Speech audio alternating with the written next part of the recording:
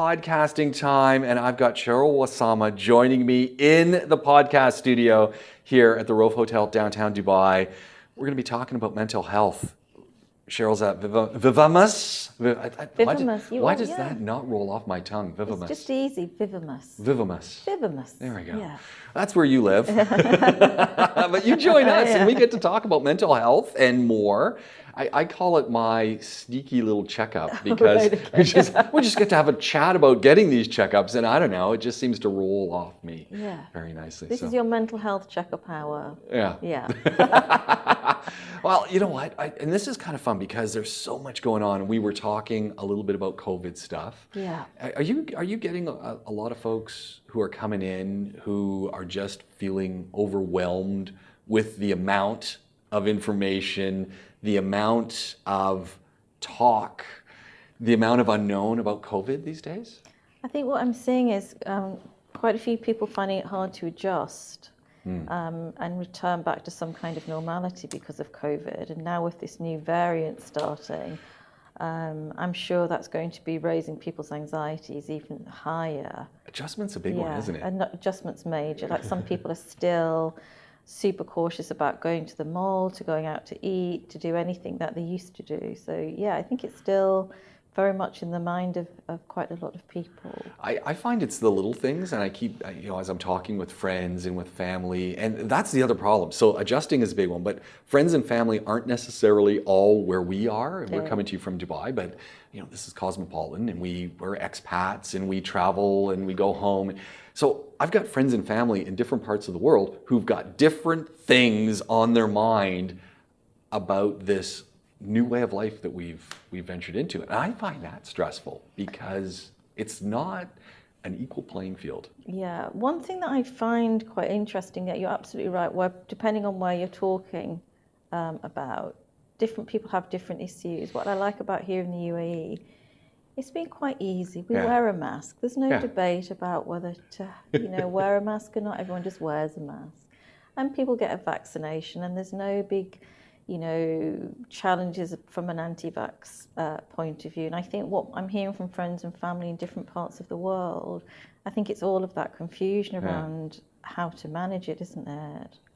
It's interesting you just mentioned anti-vaxxers, because I know a few anti-vaxxers. And I know a few anti-vaxxers here, and it's interesting talking to them because I'm clearly not an anti-vaxxer. I mean, I've got the multiple vaccines. We went first with Sinopharm, then ended up with the Pfizer. So I've had double vaccination. And my wife and I were actually sitting around the table yesterday, and people are hearing about booster shots now. And we're going, we might actually need a booster. But our first thought was, what we're going to do on our own dime. Is that an expression that you get in the UK as well? No, on your own time, I think. Did you say on your own dime? So you're going to pay for it yourself. A dime being one of the a 10-cent piece in Canada.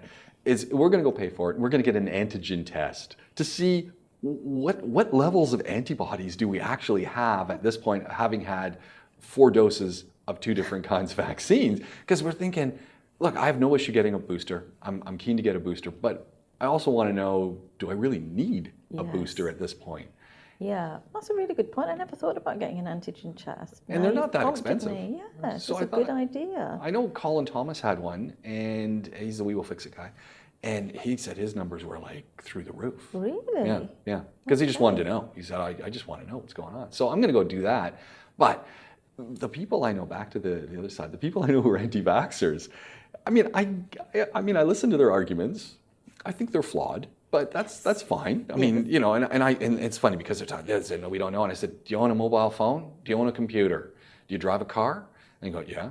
All of those are using operating systems that are constantly being updated, and they don't know actually how they always work. And have you ever had to reboot?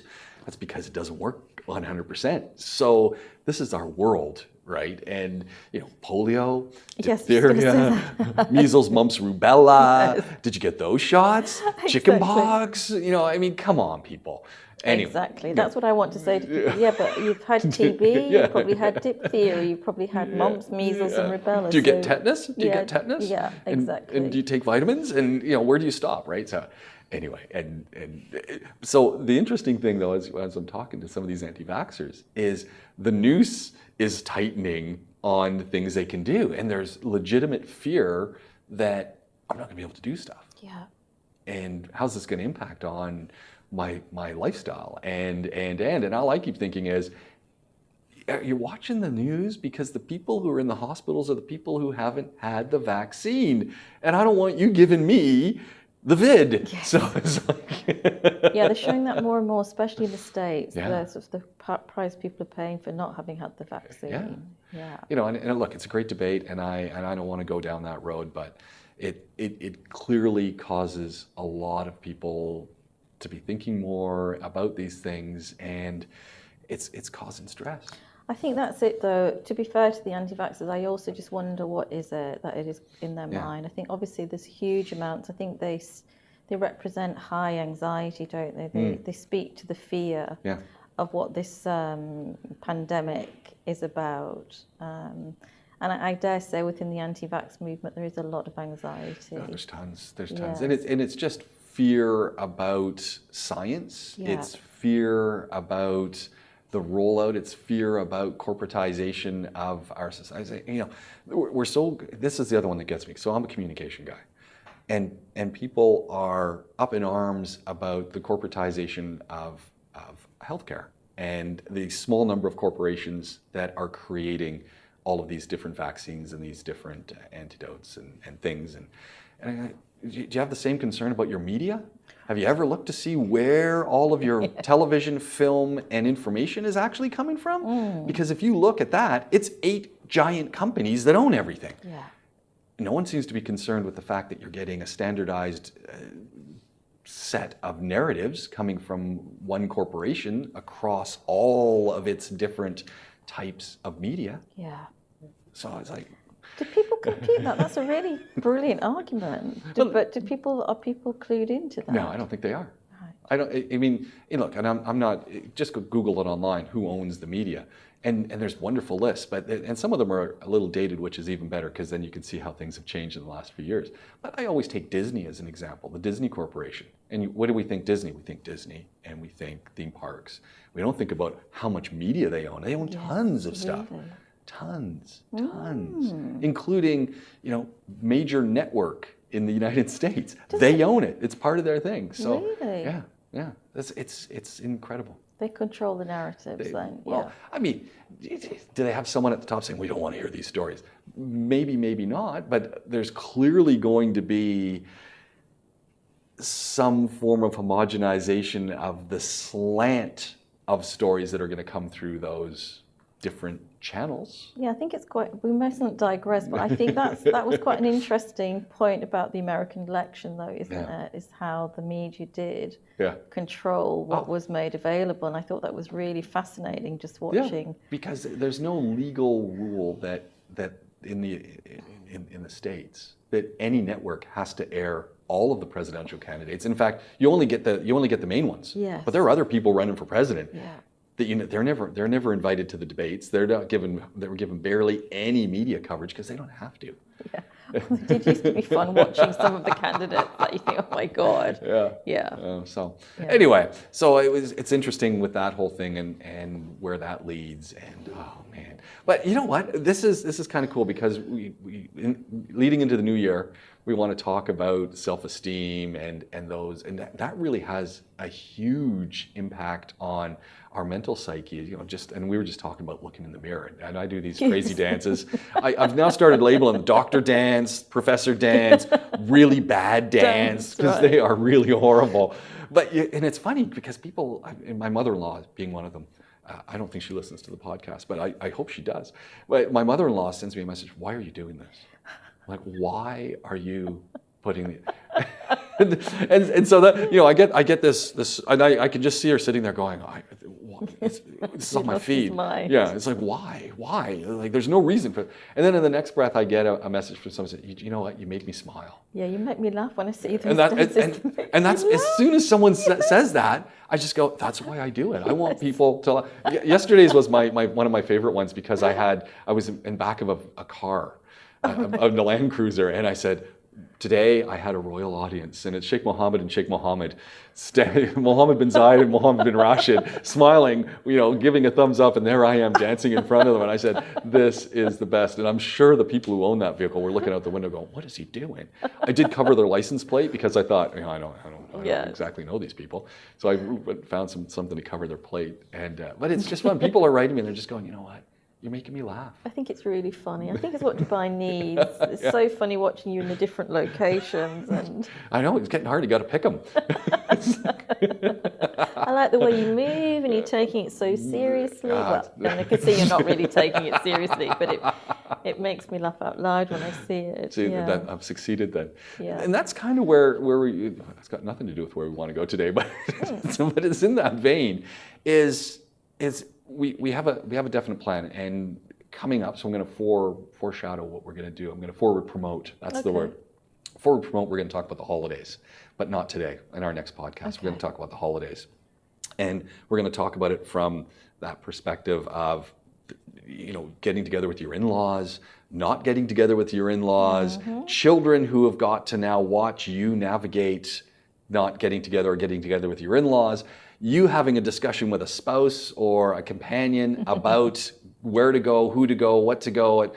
Then there's money, then there's this, then there's that. There's trying to create this perfect Christmas. Yes. Yes, it's very stressful. It's hugely stressful, isn't it? Yeah, it's a big one. I got to share this one with you. So we've first of all, my boys grew up in the UAE. So the UAE to them is home. Right. So they're Canadians, they're in Canada, they're living the dream in Canada. And they're coming to the UAE for Christmas because, as they said, we went back 2 years in a row because it was just easier for us to travel in for them. And they go, no, we want to have a real Christmas. We're coming to the UAE because the real Christmas is not snow. Really? No, a real Christmas, might be a little chilly. Beach. Yeah, it's open up the door. You got the Christmas tree, and it's a pair of shorts, and you're just hanging out, and we're having some fun. That's so nice. And they're going, and people are going, but you're Canadian. You go, yeah, but that's not Christmas. So, but when we went back for Christmas, we took Christmas with us in like suitcases. We took our own tree, we took trees, we took ornaments, we took stuff. We literally brought Christmas to where we went, which my boys absolutely appreciated. They said, it's not quite like being at home, but it's got the feel of being at home. That's amazing. That's dedication to take the tree. I took it in a box. Did you? We literally took it. Someone said, "What are you thinking? Why don't you do?" That's what they were saying. So then the last year when we did it, we actually went and got a real tree. It was so hard to find. There's like a tree shortage, and so we got this rental car, and it was like something out of a movie because we got this rental car. And we got the tree, and I'm looking at the top of the rental car, and I'm looking at the trees, and I'm going, oh, we gotta get this tree on the car. And the guy goes, yeah, no problem. I'll go get you some rope. He brings back this thin twine, like thread. Thread, and he's wrapping it around. He goes, that'll hold. And I'm going, you think? Go 2 miles an hour. Yes. That's what we were doing. Hand holding the tree. And the boys are just going, yep, this is a Christmas.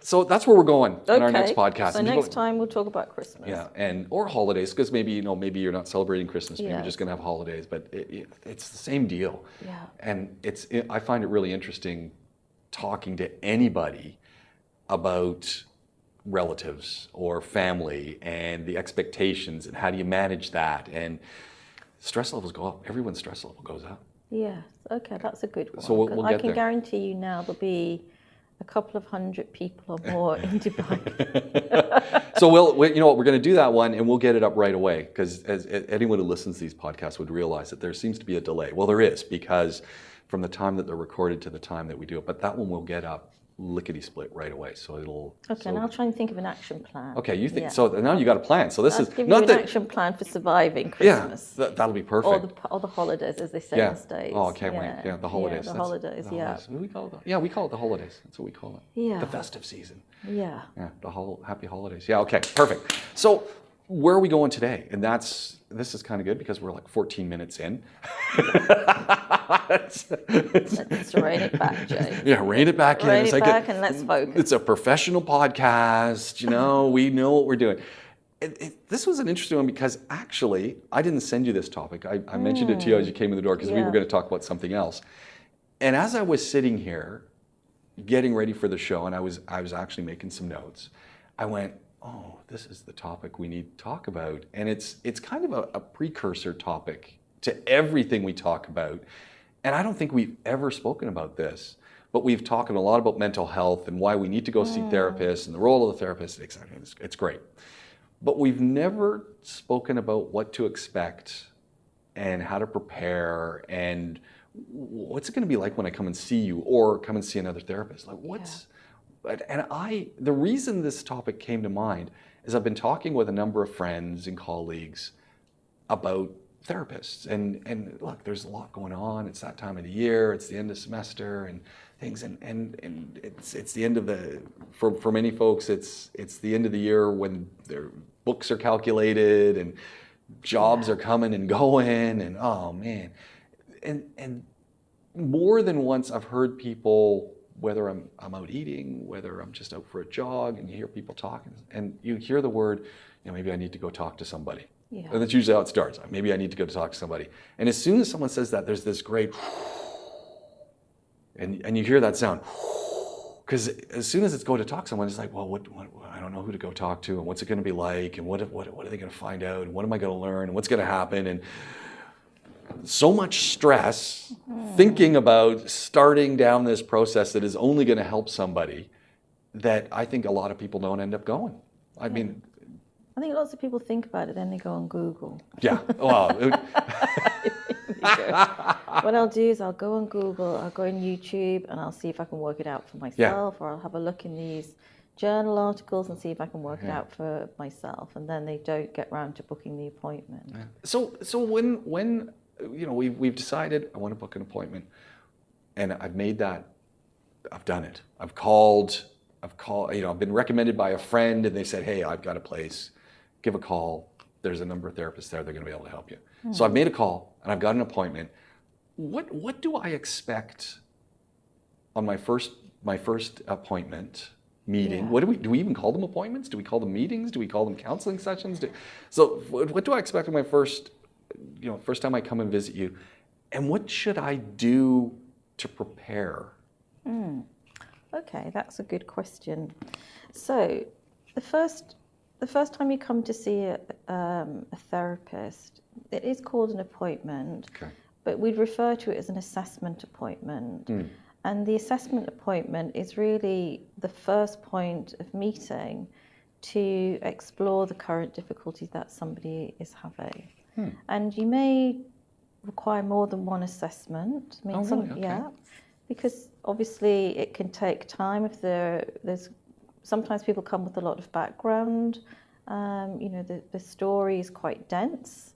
There may be other issues that come up in the session that we might want to further assess. There are different questionnaires, for example, that we might need to apply. So I say between 1 to 2 sessions you need to put aside for an assessment. Prior to my first appointment, do you send me an assessment package or something that I fill in a questionnaire just so that you get a lay of the land? Do we do a pre-assessment assessment?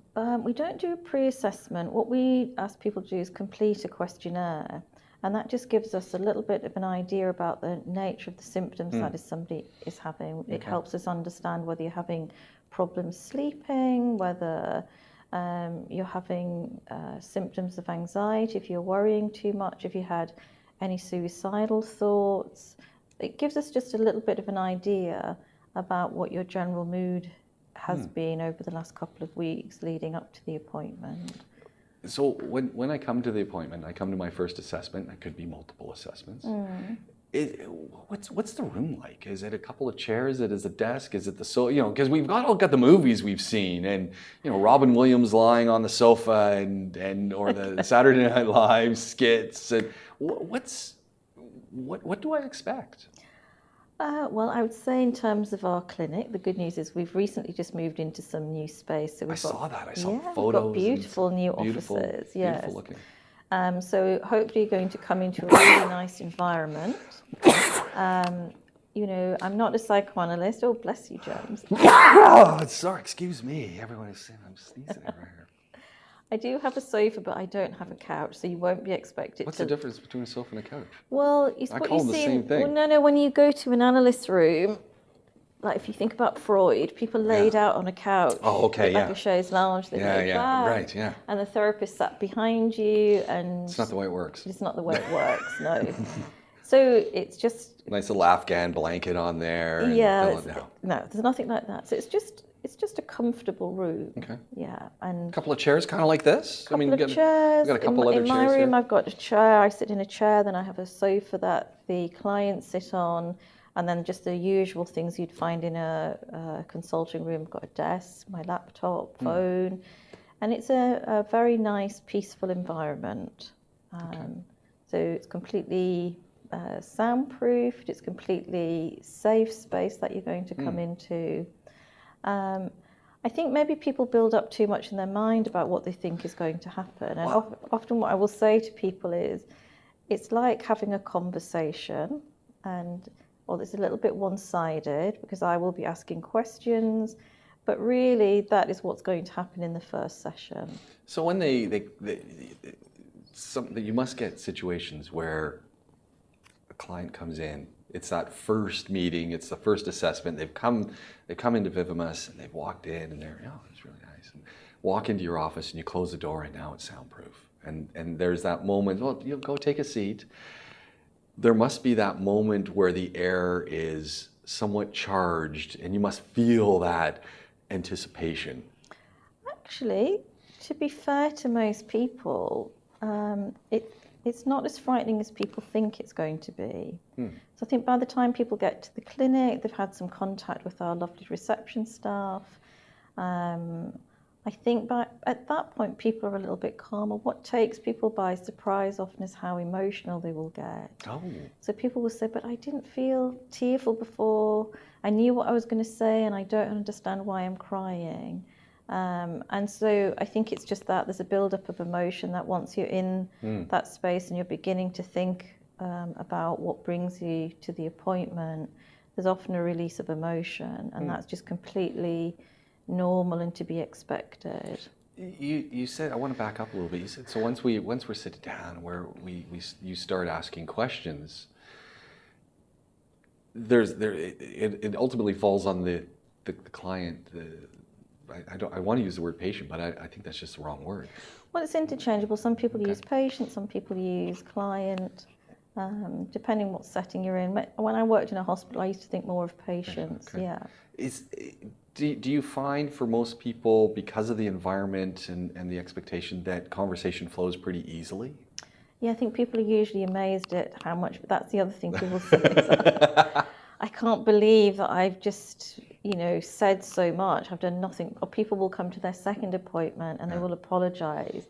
It's not uncommon for people to apologise and say, oh my goodness, I just talk so much. You mustn't have had a chance to breathe, or maybe I didn't make sense. So I think once people come into the room, there's either a release of emotion, which is perfectly fine and to be expected in some cases, or once people get on a roll, they're just really happy. I think there's such a relief to be able to tell the story.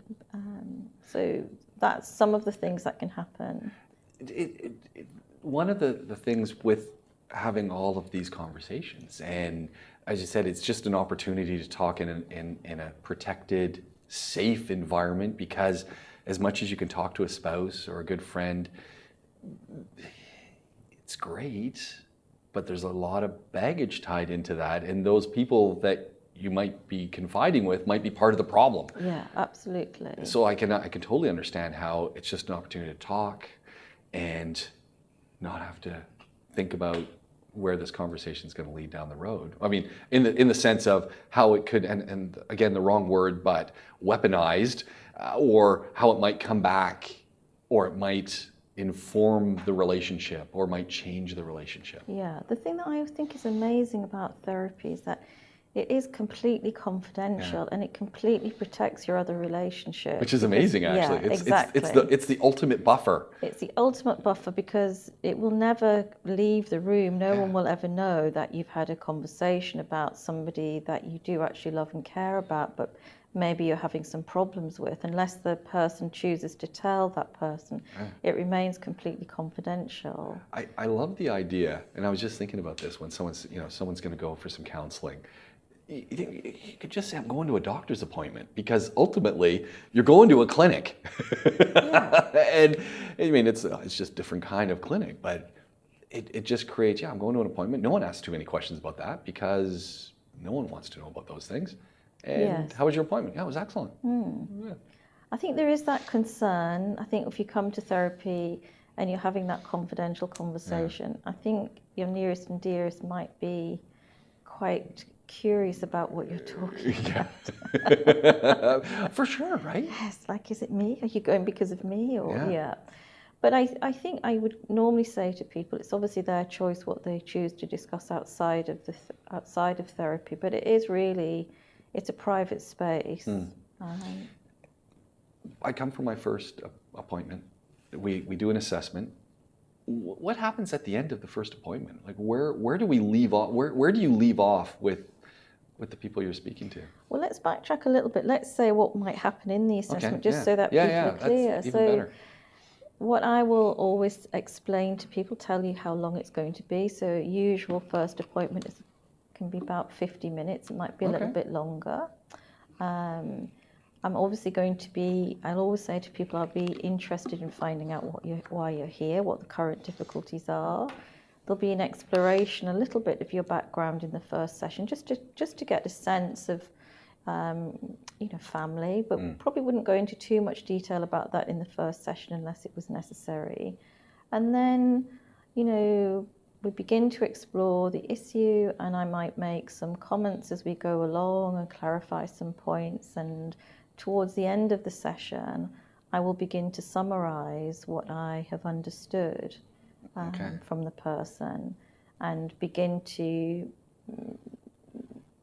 provide some insights into what I think is going on. So, for example, somebody may not be aware that they're depressed, but during the course of the assessment, I probably have been able to pick up a number of factors that would help me form the view that this person is suffering from depression, and I might share that with them and think with them about what that means and what the various treatment options are for that. And so that all happens in your first visit?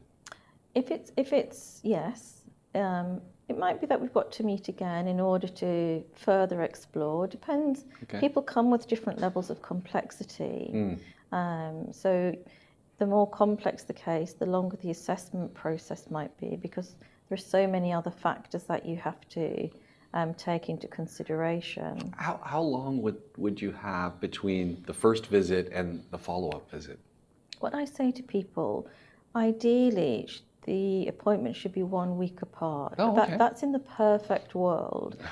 But why 1 week? Why is 1 week the magic number? The magic, because when you what happens after a therapy session is it will stay in your mind, and certain memories will come to the surface. You'll start to piece together the story that you've been telling. Different elements of the story that perhaps you hadn't included will start to become apparent. Certain emotions might come to the surface, and that's quite a ripe time to come back and just to keep the dialogue open. If you don't come back for a month, then a lot of people then just close down again and convince themselves they're okay. So it doesn't necessarily have the same immediacy in their mind anymore. Unless they're really struggling. So I guess. So between 1 to 2 weeks, what I say in the perfect world, a week. But most, obviously, we have to be realistic. People have lives, people have jobs, they've got family. It's not always possible. It's also from a financial point of view, if people are self-funding, that can be an issue. But I'd say within a week to 2 weeks would be a good time, a good length of time. Do you often, when someone finishes that appointment and there's going to be a second appointment or a third appointment, do, do they leave with things to do? Do they leave with homework per se? I mean, that's the wrong word also, but do they leave, okay, well, I want you to, before our next appointment or leading up to our next appointment, I want you to start doing this or thinking about that or. Yeah, depending on what the issue is. So for some people, I might just ask them just to maybe keep a note of any of their symptoms. Do they notice when their symptoms might be worse? Is it first thing in the morning? Is it in the evening? Okay. Those sorts of things. Quite often I will send people resources. So I might send them quite a big one on the use of video and written materials. I might send things for people to review just to help clarify maybe more in their mind what the difficulties are. Do they recognize those symptoms? Do they recognize what other people are talking to? Does that sit with them? Yeah. Is an appointment of course, this is generalizing things. When a patient leaves one of your appointments, when a client leaves one of your appointments, do they tend to feel uplifted? Do they tend to feel exhausted? Do they tend to feel what kind of feeling do people have? I think it's all of those. All of those, because I'm just thinking if you're sitting down and we're talking about things that have been going on in someone's lives, and unfortunately something that's happening today in someone's life probably has a number of different triggers, and there's probably some little thing that happened many years ago where someone just didn't do something or say something that is just. And as you start peeling back these things and they start to understand and realize and start to think about it a little bit, I'm just thinking, man, that sounds to me like it'd be exhausting. It's exhilarating too, because you find, this is making so much sense, but exhausting as you're thinking about that as well and trying to piece it together. I think it can be exhausting. Some people say it feels like a relief to finally have had enough, allowed themselves to talk about something that they've been carrying with them for a long time. Sometimes it will increase your anxiety levels once you start to talk about certain aspects, or if you've been focusing on your symptoms, for example, you might have an increase in those symptoms for a while. So it's a mixed bag. How many, once we open up the door to start coming for therapy, I mean, it depends on everyone, right? It depends on what we're coming for and depends on what comes out in these conversations. Does it become a lifelong engagement then? Is this just become another thing that we do? I know we talk about the 6-month mental checkups. Does this just become something that we do on a bi-weekly basis or monthly basis, or? Yeah, so it depends what people are coming for and what level of commitment they're able to make. So, in different places where I've worked in the UK and less here because I haven't been here as long. But you might see people in weekly therapy for a number of years. It can be 5 years, it can be longer That's a long than time. that. Yeah.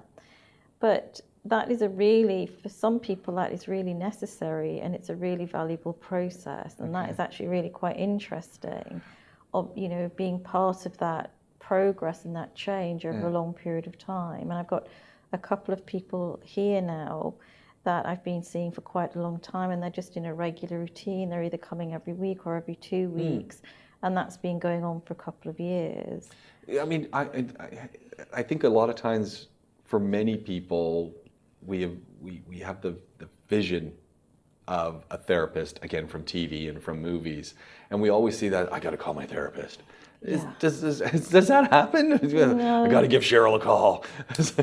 No. Not really, but what people are really good at doing, which I always encourage, because sometimes people have finished their therapy, we've done a block of work, they've finished, but always, if people are beginning to struggle again, I ask them to get in touch sooner rather than later. And what's lovely is I see that. So I may not see people for several months, and that's all a good sign, but they might have had a little bit of a blip, a little bit of a setback, and then they do call the therapist. Well, and that's something. And book an appointment, or they might email me, and we're able to. But the lovely thing about that, once you have an established relationship with your therapist and you've done a piece of work, is that you can pick up quite easily.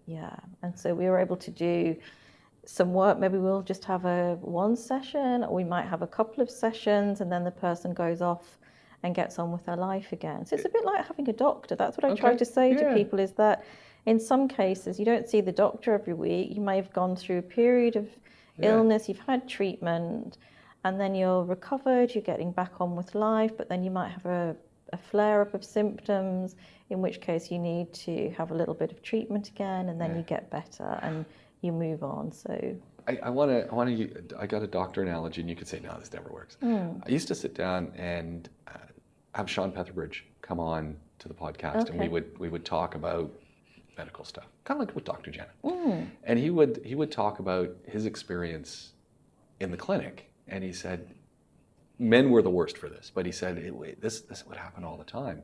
Is you'd have someone come in, and they'd come in for XYZ things, and you'd be sitting there, and then as they're leaving, it was the door handle. Oh, and one other thing. Do you get that in the therapy sessions as well, where you've had a long talk, and then as someone's leaving, they just have a little bit of extra they want to fire out?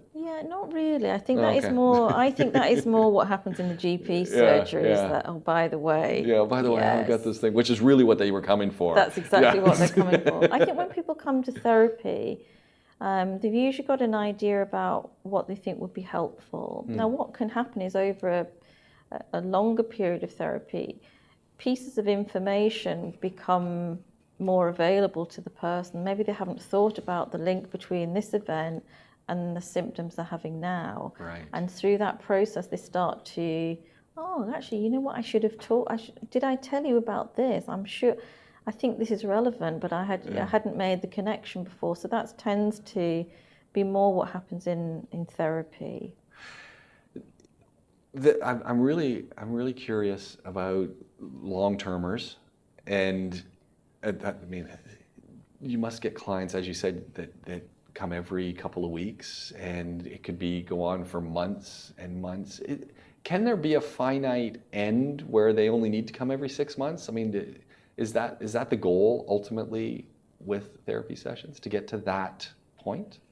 Yeah, all therapy will eventually have an end. I mean, people won't come for their entire life, but that's usually done through a process of negotiation. For people in longer term therapy, things will start to emerge in the therapy where you begin to think the work or this piece of therapy is coming to an end, and then we'd start to plan for an ending. Okay.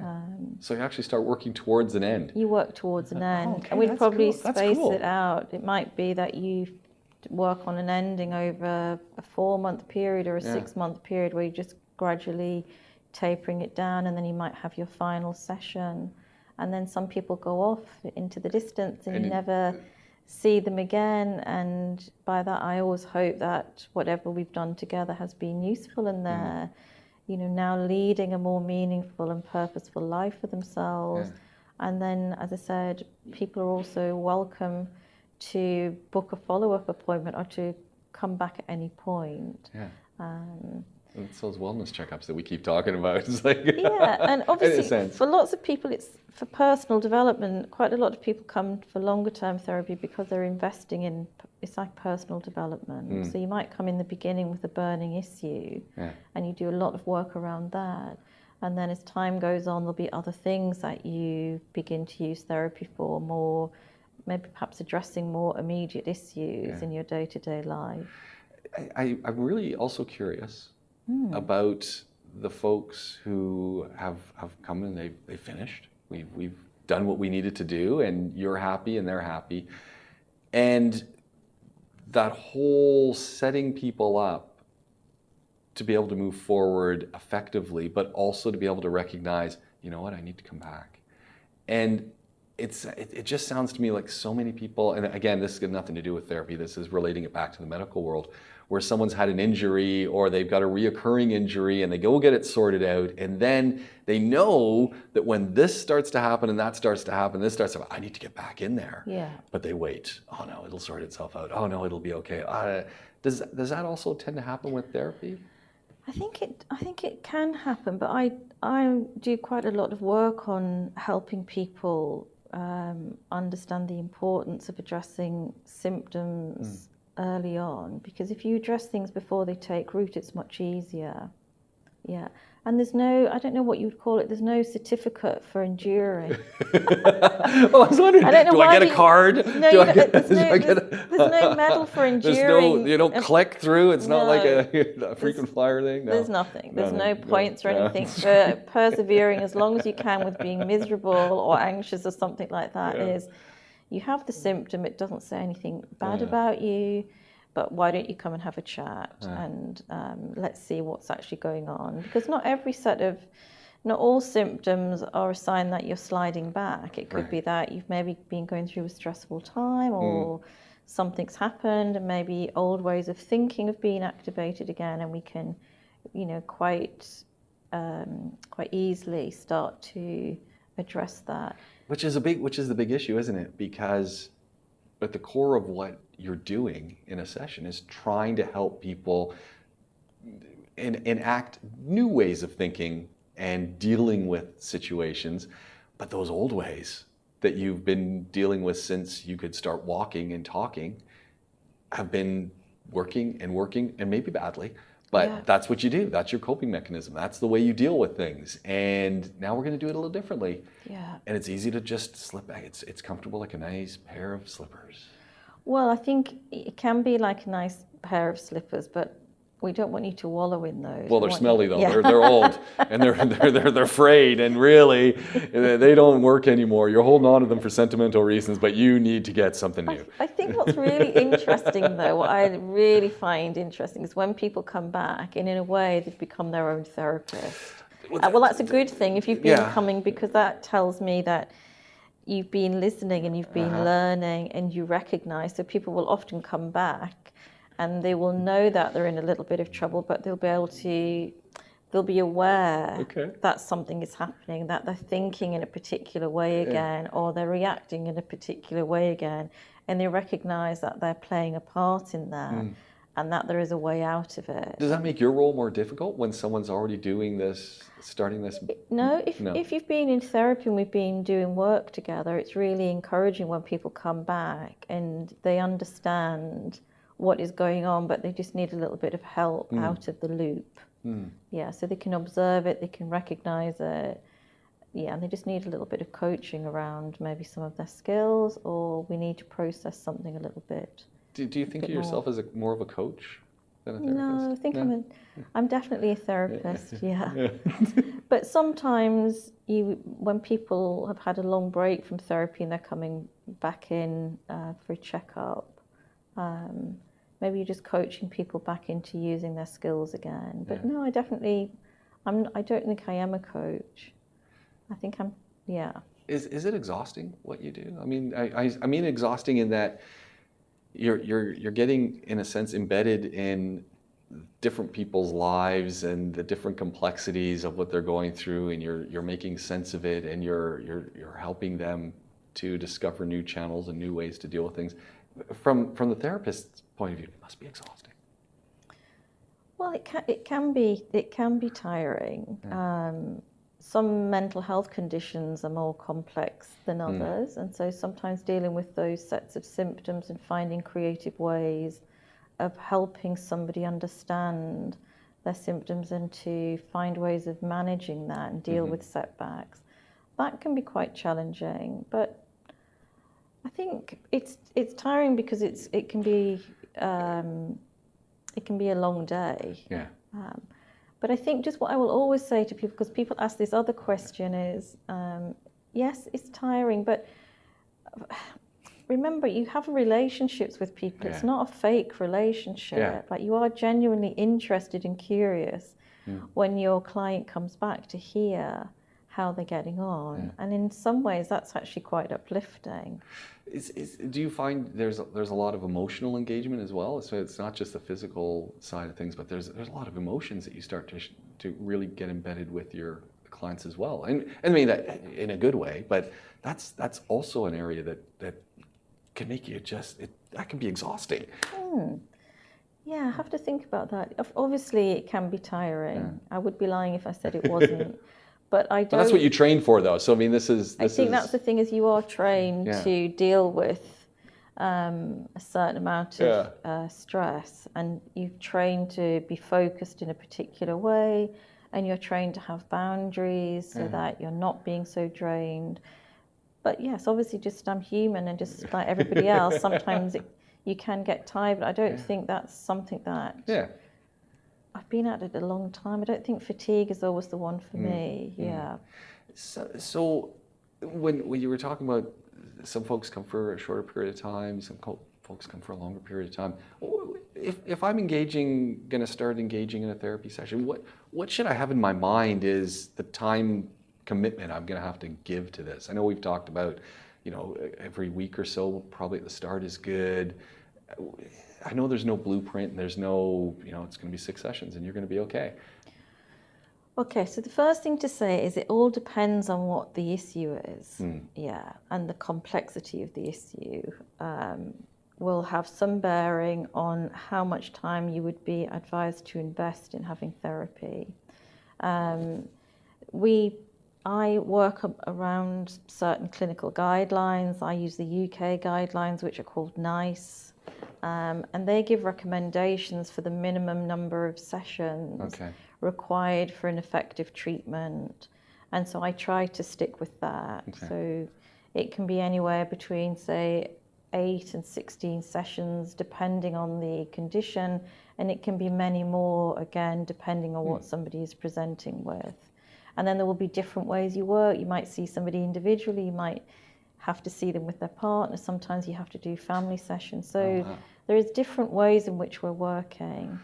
And keeps it really interesting. It keeps it really interesting. And some people will just come for one session, and that maybe they've had something on their mind. They find the session really helpful. And it can work, depending on what it is, one session might be all it takes? For some people, that's all. They may not really want to do any further exploration on something. But what I do say to people, there's no quick fixes.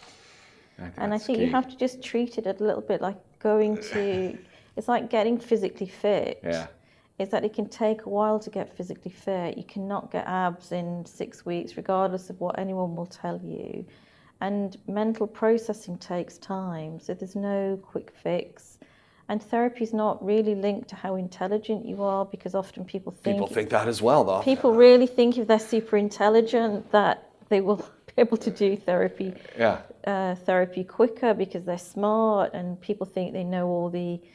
They've done lots of research, and so they know everything. But actually, what we're doing, a big part of what we're doing is emotional processing, and that takes time. So there's no quick fixes. I would discourage people from seeking out quick fixes, because people really want quick fixes. And in some cases, again, depending on what the issue and the complexity is, some people will do really well in, say, 4 to 6 sessions, but a lot of people won't, and they mustn't go away thinking that they'd failed in therapy because they went for 4 or 6 sessions and didn't necessarily feel that they made progress. That might just be, that's the beginning of the journey, and you have to be patient with yourself. You have to be respectful of yourself and patient with yourself to do the work. Have you ever got to a point in a session where you're half a dozen contacts in, and you realize that maybe you're not the therapist they need? Yeah, 100%. And that can happen in any setting. So probably what will happen is maybe in the first session I might have that in my mind, and that might be something that I mention to the person, but then we might meet again just to think, to clarify that. And it might be that they need another psychologist with another set of skills. They might need to see a neuropsychologist. They might need to see somebody who is more specialist in something like autism, for example, or more specialised in, trauma or something. There might be different reasons why you would refer on to somebody else. And it's really good practice to refer on. If you can't, I don't like to work with anybody that I couldn't treat. I think that's not acting in good faith. And I always would hope that people... It's ethical. Well, it's ethical, yes. If you've got, if during the course of the sessions we discover you have anorexia, then it's better to see somebody who's an eating disorder specialist. Yeah, for sure. Because I wouldn't be able to... It would be dishonest of me to say that's my area of expertise. Yeah. So you're just always trying to be transparent, being open, and making sure that people are getting access to the treatment that they need. I have no interest in having people in my practice that I can't treat. Yeah. And I don't need to experiment. I've been practicing for nearly 20 years, yeah. so I don't need to gain. There's nothing to be gained by me keeping hold of you. That's fantastic. Yeah. So if you're to sort of sum it up, why we should all be seeking out, at some point in our life, we're all going to need to go see a therapist. What would your advice be, again, to that person who's kind of sitting on the fence saying, I don't know if I should or if I shouldn't, or, what do I say? I'm going to steal Nike's statement. I was going to say, just do it. Don't keep thinking about it. It's not going to be difficult. You're just going to come and see somebody like me, and we're just going to have a conversation, and it's confidential. Because it all stays in the room. This is the best thing. It's completely confidential. Yeah. No one's going to judge you. I've heard many stories. Also, some of the things that people feel really embarrassed about will not be unusual to me, because that's my profession. I will have heard about some of the issues that you're struggling with, so don't sit at home worrying about what's she going to think? What will she think? Does anybody else have these things? I can guarantee you the answer to that is yes, other people will have very similar difficulties to the ones that you've had. And just because you haven't been able to find much on Google doesn't mean that there aren't people out there that will understand what you're going through. So just do it, just come. There's nothing don't fear it. It doesn't have to be, it's no different from going to see your dentist in somewhere, going to see your doctor or... We need to have these conversations, I think, more than ever. Life is complex. Life is complex, especially since the pandemic. I think life has become much more complex because people can't access their usual networks in the way that they perhaps used to be able to because of all of these travel restrictions, for example. So, just whatever shame or embarrassment you have, just put it to one side and just take a chance. Yeah, just do it. Just do it. Just do it. Yeah. Nothing ventured, nothing gained. Cheryl, this has been a lot of fun. All right. You made it easy. You spelled it out. This is great. I know where we're going here. This is fantastic. Okay, good. And I think a lot of our listeners are going to be going, you know what, just do it. I'm going to do it. Just do it. Just do it. Our next podcast, we're going to be talking about how to navigate holidays. Yeah. All right.